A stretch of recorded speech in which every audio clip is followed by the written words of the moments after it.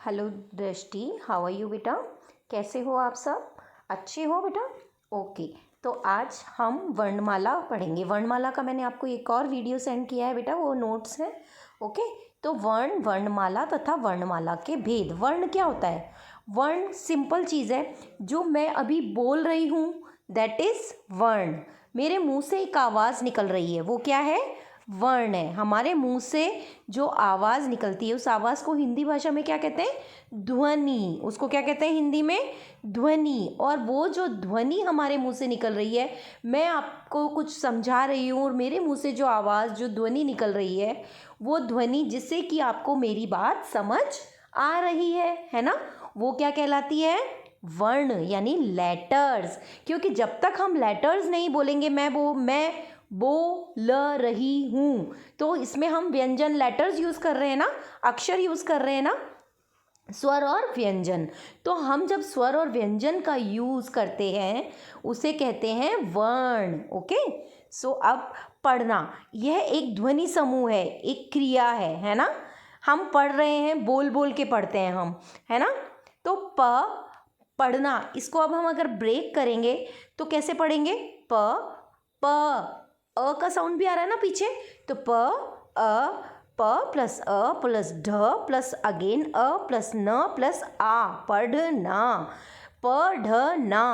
अब अगर किसी भी वर्ण के पीछे ना, नी, ने, नो ये आता है तो हम मात्राएं ओ, ई, ए ये लगाते हैं जब हम संयुक्त व्यंजन में उसको ब्रेक करते हैं। बट अगर किसी व्यंजन में या लास्ट में कोई मात्रा नहीं आ रही है, जैसे पढ़, तो प प्लस अ प्लस ढ प्लस अ, यानी अ का साउंड जो छुपा हुआ साउंड है वो जब हम बोलते हैं तब समझ आता है।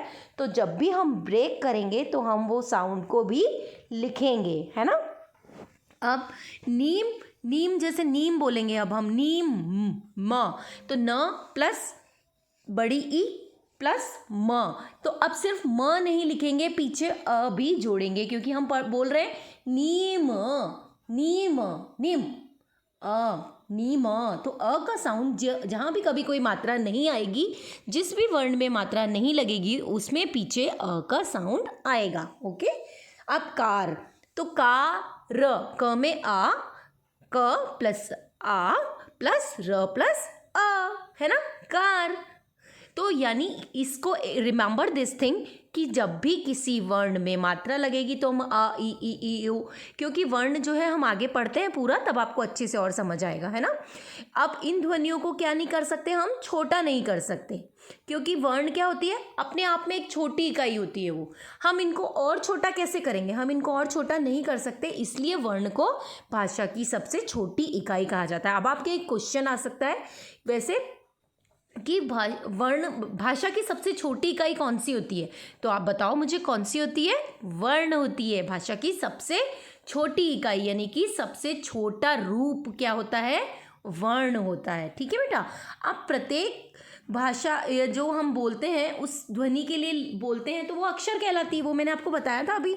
ठीक है। अब वर्णमाला, वर्ण तो हो गया ये कि अक्षर जो हम आवाज़ निकालते हैं हमारे अक्षर होते हैं, दैट इज वर्ण। पर वर्ण की माला क्या होती है? अब जैसे अगर आपके घर पे मोती है या फूल लगे हुए हैं, तो मम्मा जैसे अब पूजा कर रही है तो उन फूलों की माला बनाती है ना, अलग अलग फूलों को एक धागे में पिरो के क्या बनाती है मम्मा? माला।